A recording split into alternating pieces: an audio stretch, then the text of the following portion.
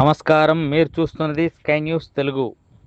విజయనగరం జిల్లాలో చట్ట వ్యతిరేక కార్యకలాపాలపై పోలీసులు ఉక్కుపాదం మోపుతున్నారు. జిల్లా ఎస్పీ ఏఆర్ దామోదర్ స్వయంగా రంగంలోకి దిగి జొన్నగుడ్డి, లంకాపట్నం ప్రాంతాల్లో ఇంటింటికి వెళ్లి పరిస్థితులను సమీక్షించారు.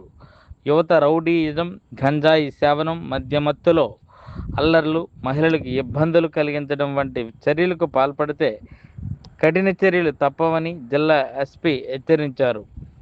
అవసరమైతే రౌడీ షీట్లు తెరిచి బైండ్ ఓవర్ చేసి నిత్య నిఘా కొనసాగిస్తామని స్పష్టం చేశారు.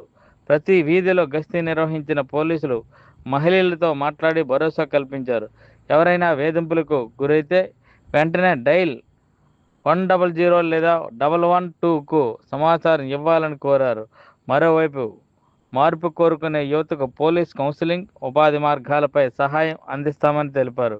కానీ నేర మార్గం ఎంచుకుంటే భవిష్యత్తులో ప్రభుత్వ ఉద్యోగ అవకాశాలు కోల్పోతారని హెచ్చరించారు.